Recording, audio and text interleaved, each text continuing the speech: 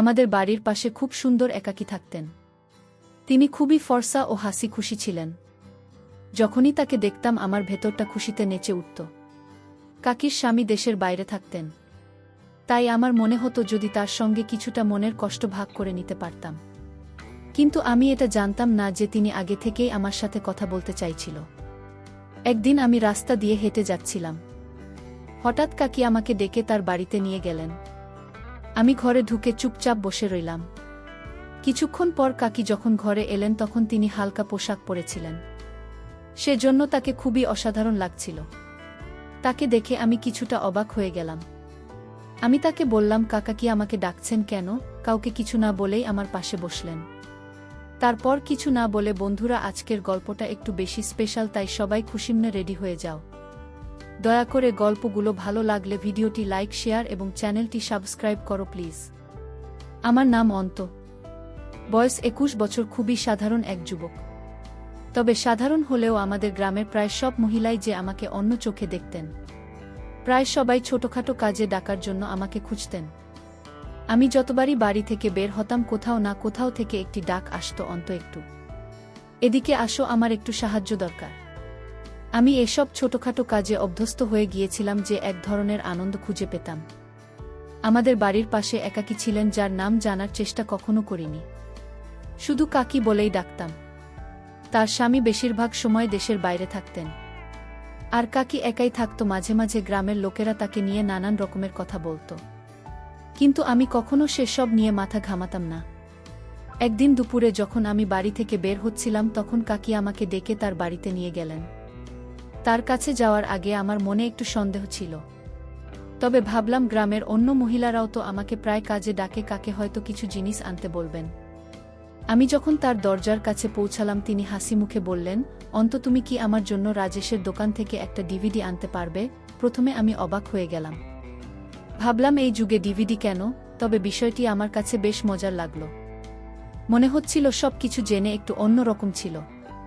আমি ধীরে ধীরে এক অদ্ভুত পরিস্থিতির মধ্যে জড়িয়ে পড়েছিলাম। সন্ধ্যা নামতেই আমি ডিভিডি দোকানের দিকে রওনা দিলাম। সেই দোকানটা আমার এক বন্ধু, তাই মনে হলো হয়তো সে আমাকে একটু সাহায্য করবে। দোকানে পৌঁছে আমি বন্ধুর কাছে ডিভিডি প্লেয়ার চাইলাম। কিছুটা সন্দেহ করার পর সে বলল, ঠিক আছে, তবে এটি ফিরিয়ে দেওয়ার দায়িত্ব কিন্তু তোমার। আমি তার শর্ত মেনে নিলাম, কারণ আমি চাইনি যে কাকিকে হতাশ করতে। ডিভিডি প্লেয়ার নিয়ে যখন কাকির বাড়িতে পৌঁছলাম, তখন কাকি আমাকে দেখে মৃদু হেসে ধন্যবাদ দিলেন। কাকি চোখে একটি অদ্ভুত ভাব ছিল, যেন তার কথার পেছনে আরও কিছু লুকিয়ে আছে। আমি যখন ডিভিডি প্লেয়ারটি দরজার কাছে দেওয়ার চেষ্টা করলাম, তিনি বললেন, ভেতরে আসো, আর এটি আমাদের এলসির সঙ্গে সেট করে দাও, কারণ আমি এই ব্যাপারটা বুঝি না। আমি এসব কাজে দক্ষ ছিলাম, তাই ভেতরে ঢুকে ডিভিডি প্লেয়ার ঠিক করে দেওয়ার সিদ্ধান্ত নিলাম। কাকির ঘরের পরিবেশ আর তার আচরণ আমাকে এক ধরনের আকর্ষণে জড়িয়ে ফেলেছিল। যখন আমি তার বাড়িতে ঢুকে ডিভিডি প্লেয়ারটি সেট করেছিলাম, প্রতিটি মুহূর্তে তার প্রতিক্রিয়া আমার মধ্যে এক অন্যরকম অনুভূতি তৈরি করছিল। চা খেতে খেতে আমি যখন সিনেমার দিকে তাকালাম, দেখলাম একটি মেয়ে আছে। তার নাচ, তার সৌন্দর্য আমাকে অবাক করে দিল, যেন সে অন্য কোনো জগতের মেয়ে। যা কখন শেষ হয়ে গেল তা আমি টেরই পেলাম না। ঠিক তখনই কাকি মৃদু হেসে বললেন, ও আমার মেয়ে আজ একটু অসুস্থ, তাই ঘুমাচ্ছে। আমি অবাক হয়ে গেলাম, কারণ আমি কখনো কাকির মেয়ের কথা শুনিনি। যখন প্রথমবার তাকে দেখলাম, তার সৌন্দর্যেও আমি মুগ্ধ হয়ে গেলাম। আমি একটু অজুহাত দেখিয়ে বললাম, আচ্ছা কি এখন আমি যাই? কাকে হেসে বললেন, আরে এত তাড়াহুড়ো কেন? জাতক খেলে এবার একটু বসো। আমি কোনো উত্তর না দিয়ে উঠে সোজা বাড়ির দিকে রওনা হলাম। কিন্তু বাড়ি ফিরেও আমার মন পুরোপুরি সেই মেয়েটির ভাবনায় ডুবে গেল। কাকির মেয়ের চেহারাটা যেন বারবার আমার সামনে ভেসে উঠছিল। আমি ভাবতে লাগলাম, কাকির মেয়ে এত সুন্দর, তাহলে আগে কখনো তাকে দেখিনি কেন? বাড়ি ফিরে পড়াশোনায় মন দেওয়ার চেষ্টা করছিলাম, কিন্তু বারবার সেই মেয়েটির হাসি মাখা মুখ আর তার সরলতা আমার চিন্তায় ভেসে উঠছিল। আমি বুঝতে পারছিলাম, কাকির বাড়িতে যাওয়া মানে শুধু তার সঙ্গে দেখা করা নয়, তার মেয়ের একটা আকর্ষণ ছিল। পরের দিন যখন আমি বাইরে যাচ্ছিলাম, হঠাৎ কাকির কথা মনে পড়ল। আমি জানতাম না কবে আবার তার সঙ্গে তার মেয়ের সঙ্গে দেখা হবে, কিন্তু একটা জিনিস নিশ্চিত ছিল, এবার আমি আরও বেশি উৎসাহী হয়ে পড়েছিলাম তার বাড়িতে যাওয়ার জন্য। এটা শুধু তার কাজ করার কথা না, বরং একটা অদৃশ্য টান ছিল যা আমাকে তার দিকে নিয়ে যাচ্ছিল। তখনই মনে পড়ল ডিভিডি প্লেয়ারটি ফেরত নিয়ে আসতে হবে। সেটাই অজুহাত করে আবার কাকির বাড়িতে গেলাম। কাকি আমাকে দরজার কাছেই ডিভিডি প্লেয়ারটি দিয়ে দিলেন, কিন্তু ভেতরে আসতে বললেন না। আমি কিছুটা হতাশ হয়ে গেলাম, কারণ হয়তো অপেক্ষা করছিলাম কখন আবার তার বাড়িতে যাওয়ার সুযোগ পাব এবং সেই সুন্দরী মেয়েটিকে দেখতে পাব। অবশেষে কয়েকদিন পরে আবার কাকি আমাকে ডাকলেন আর বললেন, বাবা, আমাদের মেশিনটি ঠিকভাবে কাজ করছে না, একটু দেখে দাও তো। আমি তৎক্ষণাৎ তার বাড়িতে গেলাম। মেশিনটি পরীক্ষা করে দেখলাম ভিতরে একটি কাপড় আটকে আছে। কাপড়টি বের করে মেশিনটি চালু করলাম এবং সিটি আবার কাজ করতে শুরু করল। এটা দেখে খুশি হয়ে বললেন, ধন্যবাদ ঠিক করে দেওয়ার জন্য। এবার কাপড় ধোয়ার কাজটা করতে হবে। এখন আমার মেয়ের ওঠার সময় হয়েছে। আমি যখন উঠতে যাচ্ছিলাম কাকি বললেন, আরে বসো, তোমার জন্য কিছু খাবার নিয়ে আসছি। কিছুক্ষণ পর তিনি চা আর বিস্কুট নিয়ে এলেন। আমি ভাবতে শুরু করলাম, কাকির মেয়েও তো এই বাড়িতেই থাকে, কিন্তু তাকে এখনও দেখিনি। মনে মনে আগ্রহ বাড়ছিল তাকে একবার দেখার জন্য। আমি তাকে বেশ কয়েকদিন আগে দেখেছিলাম, কিন্তু কখনো সামনাসামনি দেখা হয়নি। ভাবছিলাম, যখন কাকি এত সুন্দর, তার মেয়ে তো আরও সুন্দর হবে। তখনই কাকে বললেন, তুমি একটু বসো, আমার মেয়েটাই আসবে তোমার সঙ্গে, আলাপ করিয়ে দেব। ঠিক সেই সময় তার মেয়ে ঘর থেকে বেরিয়ে এল। সম্ভবত সে জানত না যে আমি এখানে আছি, তাই অরুণা ছাড়াই বেরিয়ে এল। তাকে দেখে আমার চোখ বড় হয়ে গেল, যেন এক পরী আমার সামনে দাঁড়িয়ে আছে। তার ভেজা চুল দেখে মনে হলো সে এখনই স্নান করে এসেছে। সে একটি গোলাপি রঙের পোশাক পরেছিল যা তাকে একেবারে অফিসারের মতো লাগাচ্ছিল। আমি তাড়াতাড়ি উঠে দাঁড়ালাম। কাকি তার মেয়েকে বললেন, এটা আমাদের প্রতিবেশী, অন্তত খুব ভালো ছেলে, অনেক কাজে সাহায্য করে আমাকে। এটা শুনে তার মেয়ে আমাকে একটু দেখে নিলে এবং আবার নিজের ঘরে চলে গেল। কাকি বললেন, অপরিচিতদের সঙ্গে বেশি কথা বলে না, ছোট বয়সে অনেক কষ্ট পেয়েছে। ও কথায় কথায় আমি তার স্বামী কথা জানতে চাইলাম। এই প্রশ্নে তিনি কিছুটা অস্বস্তি বোধ করলেন, একটা দীর্ঘশ্বাস নিলেন। তারপর বললেন, উনি গত ৮ বছর ধরে বিদেশে আছেন, এখনও ফিরে আসেননি। উনি প্রতি সপ্তাহে টাকা পাঠান, তাই আমাদের কোনো কিছুর অভাব হয় না। কাকে বলতে শুরু করলেন, তবে আমার একটাই মেয়ে আর আমার স্বামীও বিদেশে আছেন, তাই বাড়িতে একজন পুরুষের উপস্থিতি সব সময় মিস করি। যদি আমাদের বাড়িতে এমন একজন থাকত যেসব বাইরের কাজগুলো করে দিত। তার কথাগুলো বলার সময় মুখে এক ধরনের অসহায়ত্ব দেখা যাচ্ছিল, কেন জানি না, সেই মুহূর্তে তার জন্য আমার মনে খুব মমতা জন্মাল। তাই আমি বললাম, আপনি চিন্তা করবেন না, যখনই কোনো কাজের দরকার হবে আমাকে ডেকে নেবেন, আমি সব সময় সাহায্য করতে প্রস্তুত। আমার প্রচুর সময় আছে, আমাকে আপনি নিজের মতোই ভাবতে পারেন। আমার কথায় কাকি খুব খুশি হলেন। এরপর থেকে আমি প্রায় কাকির বাড়ির আশেপাশে ঘোরাঘুরি করতে শুরু করলাম, আর তিনিও বাইরে এসে দাঁড়াতেন। যখনই তিনি আমাকে দেখতেন তখনই বলতেন, অন্তত একটু এদিকে এসো, আমাকে আটা এনে দাও বা সবজি নিয়ে আসবে। আমি সবসময় দ্রুত তার কাজগুলো করে দিতাম। একদিন কাকি আমাকে ডেকে বললেন, অন্তত একটু বাজার থেকে মাছ নিয়ে আসো, মেয়ের জন্য বিশেষ কিছু রান্না করতে ইচ্ছা করছে। আমি তৎক্ষণাৎ বাজারে গেলাম। মাছ নিয়ে ফিরে আসার সময় দেখলাম তার মেয়ে রান্নাঘরে ছিল। সে চুপচাপ রান্না করছিল, তার প্রতিটি কাজ খুব যত্নশীল আর শান্তভাবে করছিল। আমাকে দেখে হালকা একটা হাসি দিল, যা আমার মন ছুঁয়ে গেল। সে খুবই কম কথা বলত, কিন্তু তার চোখগুলো যেন অনেক কিছু বলে দিত। একদিন আমি যখন কাকির বাড়িতে গেলাম, তিনি আমাকে চায়ের জন্য ডেকে নিলেন। বললেন, ও তো আজ তোমার জন্য বিশেষ চা তৈরি করেছি, এসো বসো। আমি তার সঙ্গে বসলাম এবং আমরা নানা বিষয়ে গল্প করতে থাকলাম। কাকি এখন তার পরিবার এবং নিজের জীবনের গল্প বলতে শুরু করলেন। তিনি জানালেন তার মেয়ের নাম সোনিয়া, আর সে তার বাবার খুব কাছের ছিল। যখন তার বাবা বিদেশে চলে গেলেন তখন সোনিয়া তাকে অনেক মিস করত এবং ধীরে ধীরে নিজেকে গুটিয়ে নিতে শুরু করল। কাকির কথা শুনে সোনিয়ার প্রতি আমার সহানুভূতি আরও বাড়বে। আমি তার জীবনের কঠিন সময়গুলো বোঝার চেষ্টা করছিলাম।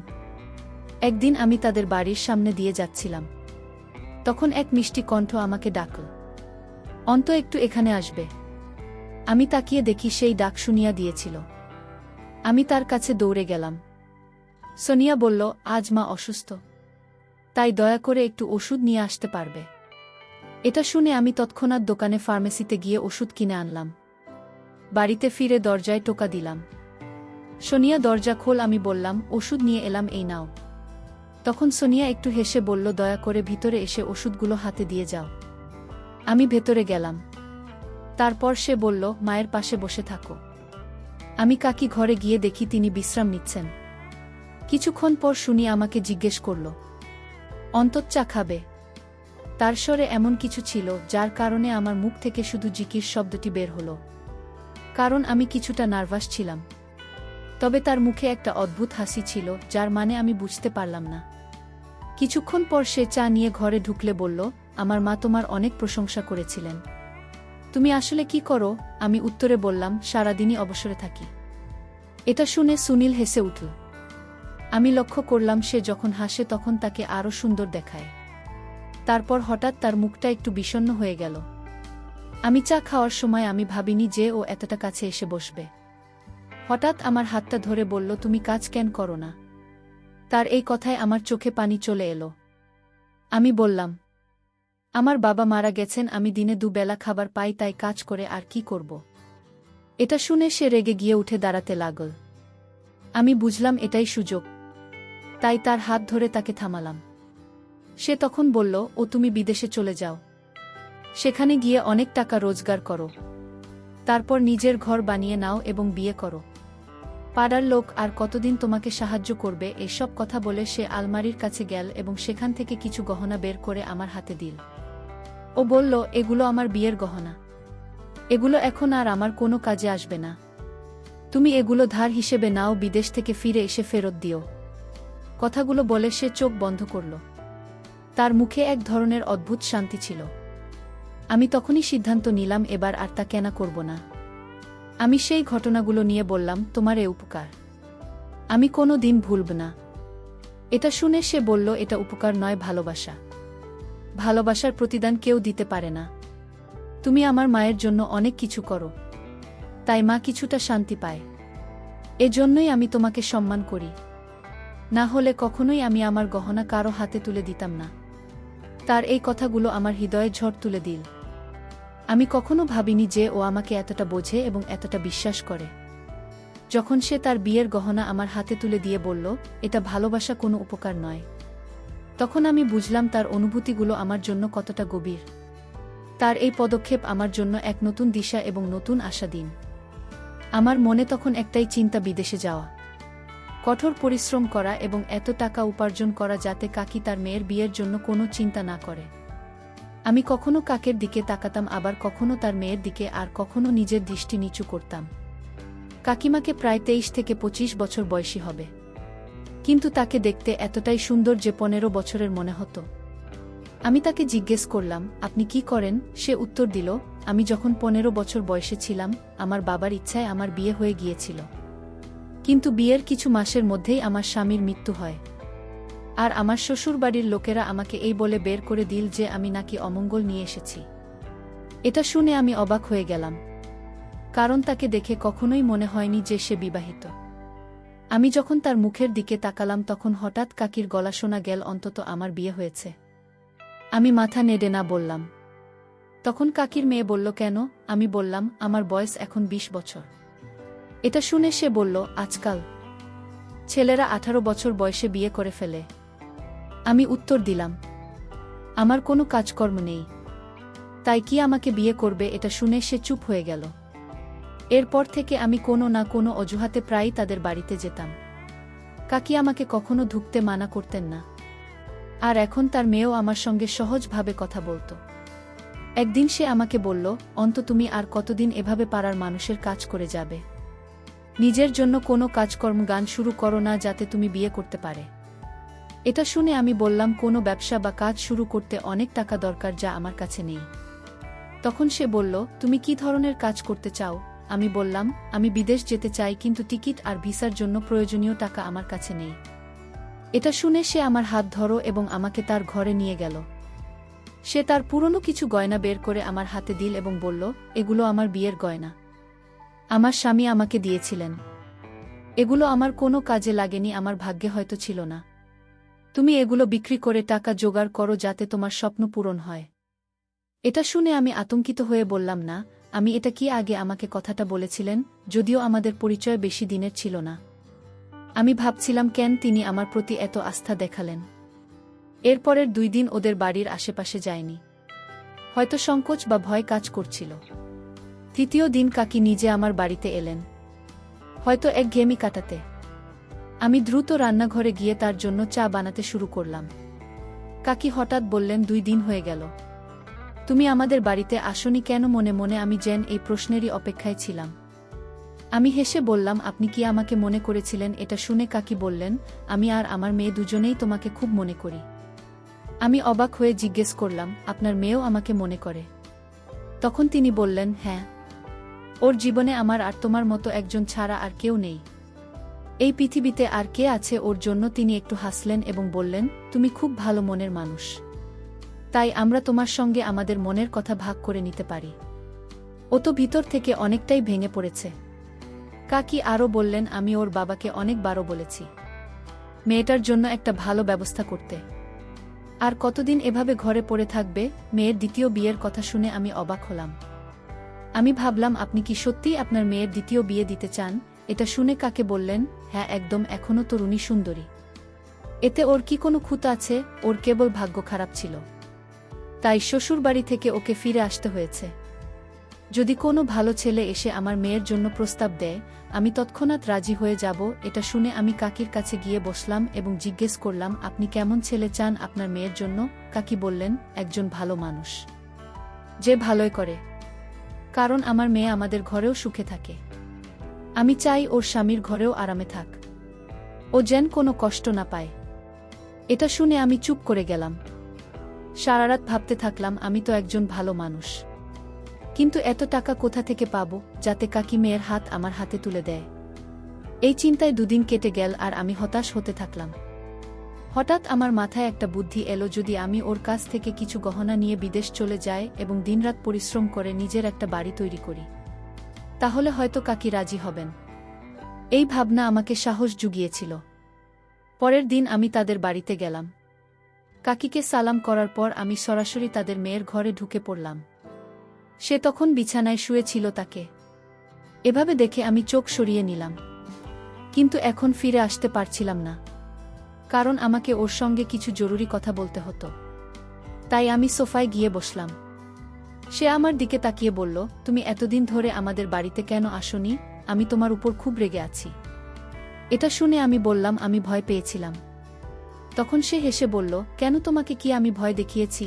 এটা শুনে আমি চুপ হয়ে গেলাম। সে বিছানা থেকে উঠে এসে সোফায় বসে তাকে এত কাছাকাছি দেখে আমি নার্ভাস হয়ে গেলাম। আমার কপালে ঘাম জমতে লাগল। আমি ভেবেছিলাম আমার চেয়ে ভালো কেউ ছোঁয়ার জন্য হতে পারবে না, কিন্তু এটা এত সহজ ছিল না। বিদেশে যেতে হলে আমার প্রচুর টাকার প্রয়োজন ছিল, এজন্য আমাকে একটা পরিকল্পনা করতে হতো। সেদিন কাকির বাড়ি থেকে বের হয়ে আমি সরাসরি আমার বন্ধুর কাছে গেলাম, যার ভাই বিদেশে কাজ করত। আমি কিছু টাকা দিয়ে বললাম, আমার বিদেশে যাওয়ার ব্যবস্থা করো। সে তার ভাইয়ের সঙ্গে কথা বলল, আর 1 মাসের মধ্যেই আমার বিদেশে যাওয়ার সব ব্যবস্থা হয়ে গেল। আমি কাকির বাড়িতে গিয়ে তাদের এই খবরটা জানালাম। কাকি একটু দুঃখ পেলেন এবং বললেন, তুমি চলে গেলে আমাদের বাড়ির কাজ কে করবে? এটা শুনে আমি একটু হাসলাম। এরপর সোনিয়া ঘরে গেলাম এবং তাকে এই সুখবরটা দিলাম।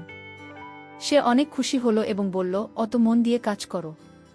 আমি মুচকি হেসে বললাম, মন দিয়ে কাজ করব না, কারণ আমি তো আমার মনে এখানে রেখে যাচ্ছি। এরপর আমি ফিরে এসে আমার জিনিসপত্র গোছালাম এবং এয়ারপোর্টের দিকে রওনা দিলাম। প্রথম ম্যাচটা আমার জন্য অনেক কঠিন ছিল। আমি আমার বন্ধুর ভাইয়ের অধীনে কাজ করেছিলাম, যিনি আমাকে বিদেশে ডেকেছিলেন। কাজটা কঠিন ছিল এবং বুঝতে আমার সময় লেগেছিল, তবে 1 মাস পর কাজ পুরোপুরি বুঝে গেলাম। এরপরে আমি কাকে ফোন করে জানালাম আমি সুস্থ আছি। কাকি আমার কথা শুনে খুশি হলেন এবং অনেক দোয়া করলেন। তারপর তিনি ফোনটা সোনিয়াকে দিলেন। আমার বুক ধড়ফড় করতে লাগল। আমি বুঝতে পারছিলাম না কি বলবো। সোনিয়া নিজেই কথা শুরু করে বলল, টাকা জমাতে থাকে, বেশি খরচ করো না, যেন তাড়াতাড়ি ফিরতে পারবে এবং বিয়ে করতে পারো। এটা শুনে আমি হেসে উঠলাম। মনে হলো সেও হয়তো আমাকে ভালোবাসতে শুরু করেছে। প্রতি সপ্তাহে আমি কাকির বাড়িতে ফোন করতাম। কাকে কিছুক্ষণ আমার সঙ্গে কথা বলার পর সবসময় ফোনটা সোনিয়ার হাতে তুলে দিতেন। এরপর আমরা অনেকক্ষণ ধরে একে অপরের সঙ্গে গল্প করতাম। সোনিয়ার সঙ্গে কথা বললে আমার মন শান্তি পেত, আর আমি আবার নতুন উদ্যমে কাজ করতে লাগলাম।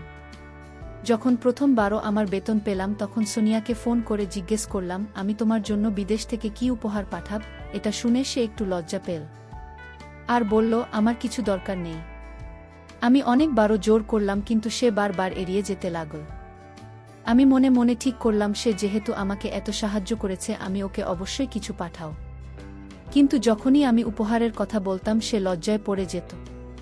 আমি প্রতি সপ্তাহে তাকে ফোন করে জিজ্ঞেস করতাম, তোমার জন্য কি নিয়ে আসব। একদিন সে হেসে বলল, যদি জেদ করে কিছু একটা নিয়ে এসো। আমি হেসে বললাম, আমার একটা শর্ত আছে, যা ফিরে এসে জানান। সে চুপ হয়ে গেল। 2 বছর কেটে গেল। বিশাল মেয়াদ শেষ হলেও নবায়ন করলাম, কারণ দেশে ফিরতে চাইছিলাম না। আমার লক্ষ্য ছিল যথেষ্ট টাকা জমা করা। ব্যাংক ব্যালেন্স ভালো হলেও মন সন্তুষ্ট ছিল না। ভাবতাম সোনিয়াকে উপহার দিয়ে বলব, কত পরিশ্রম করেছি সব তোমার জন্যে। একদিন কাজ পর্যালোচনা করে দেখলাম সব প্রজেক্ট শেষ করেছি। বসকে বেতন বাড়ানোর কথা বলে তারপর সব কিছু দেখে তিনি পদোন্নতি দিলেন, যা আমাকে আরও অনুপ্রাণিত করল। এরপর দেশে ফিরে কাকির সঙ্গে দেখা করলাম। তিনি খুব খুশি হলেন। কাকিমাকে দেখে খুশি হয়ে গলা জড়িয়ে ধরলেন ও বললেন, তুমি তো আরও তরুণ ও সুন্দর হয়ে গেছে। আমি তার সঙ্গে বসে বললাম, আমি আপনার মেয়েকে বিয়ে করতে চাই। তিনি অবাক হলেও আপত্তি করেননি। কিন্তু মন ভেঙে গেল যখন তার মেয়ে বলল, অন্ত তুমি আমার চেয়ে অনেক ছোট, এবং বিয়ের প্রস্তাব প্রত্যাখ্যান করল। আমি উপহার বের করে দিলাম। তারা খুশি মনেই। এরপর পকেট থেকে টাকা বের করে ছবি এঁকে দিলাম, যা সে আগে আমাকে দিয়েছিল। সে চুপচাপ টাকা নিয়ে আলমারিতে রেখে দিল। আমি বিদায় নিয়ে বাড়ি ফিরলাম।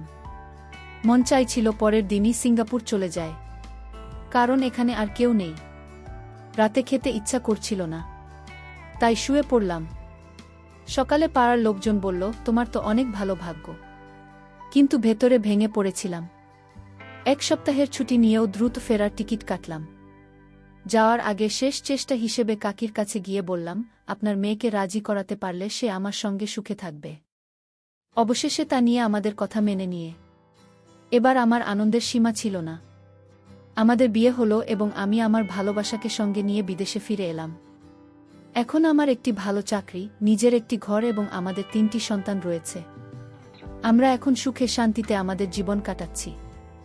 গল্পটা কেমন লাগল জানাতে ভুলবেন না। আরও মজার মজার রোম্যান্টিক গল্প পেতে চাইলে ভিডিওটি লাইক, শেয়ার এবং চ্যানেলটি সাবস্ক্রাইব করতে ভুলবেন না। ধন্যবাদ তোমাদের।